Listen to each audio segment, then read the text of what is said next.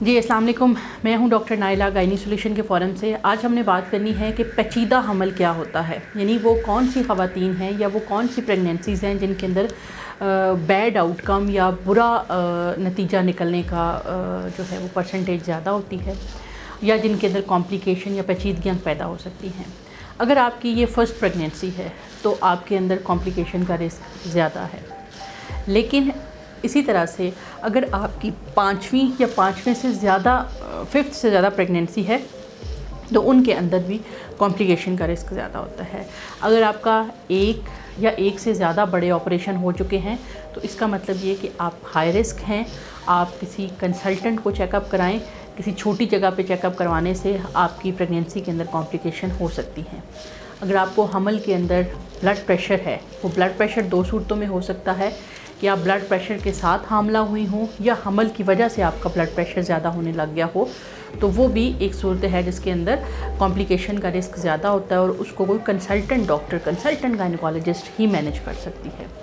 آپ شوگر کی مریض ہیں اور اس کے بعد آپ کو پریگننسی ہو گئی یا حمل کے دوران آپ کا شوگر زیادہ آنے لگ گئی، تو اس کے اندر بھی بچے کے اندر کمپلیکیشن یا پیچیدگیوں کا رسک بہت زیادہ ہوتا ہے۔ تو ان سے بھی ہماری یہی صلاح ہوتی ہے کہ وہ کسی کنسلٹنٹ گائنیکالوجسٹ کو چیک اپ کرائیں، ایک جنرل فزیشین یا کسی دائی کو چیک اپ نہ کرائیں، کیونکہ ان کے ساتھ ان کی پریگننسی مزید کمپلیکیٹڈ ہو سکتی ہے۔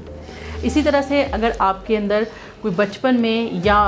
بعد میں کوئی آپ کو دل کا آپریشن ہوا ہے یا دل کا کوئی مسئلہ ہے یا آپ کو کوئی ہارٹ اٹیک ہوا ہے، تو اس صورتحال کے اندر بھی آپ نے اپنی پریگننسی میں کنسلٹنٹ سے ہی رابطہ کرنا ہے۔ آپ کو خون کی کوئی بیماری ہے، خون کی کمی ہے یا تھیلیسیمیا کی آپ مریضہ ہیں، تو بھی ایک ہائی رسک پریگننسی ہونے کا چانس آپ کے اندر زیادہ ہے۔ وہ خواتین جن کے بچے بار بار ضائع ہو جاتے ہیں، ان کا حمل بھی پیچیدہ سمجھا جاتا ہے۔ اسی طرح سے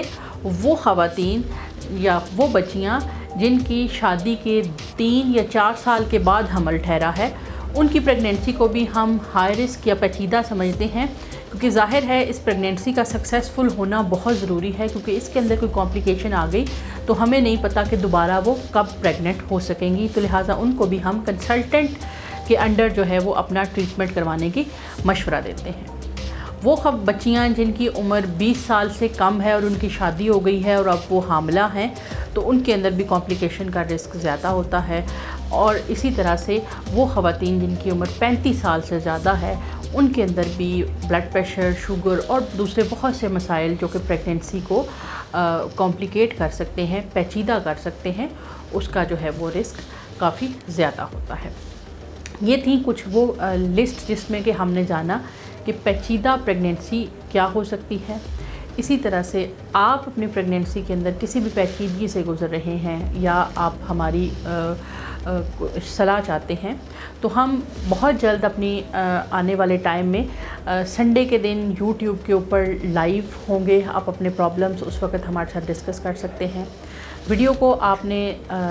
لائک کرنا ہے، میرے چینل کو سبسکرائب کرنا ہے تاکہ میری حوصلہ افزائی ہو اور میں اسی طرح کی معلوماتی ویڈیوز آپ کے لیے بناتی رہوں۔ اللہ حافظ، ملتے ہیں انشاءاللہ نیکسٹ ویڈیو میں۔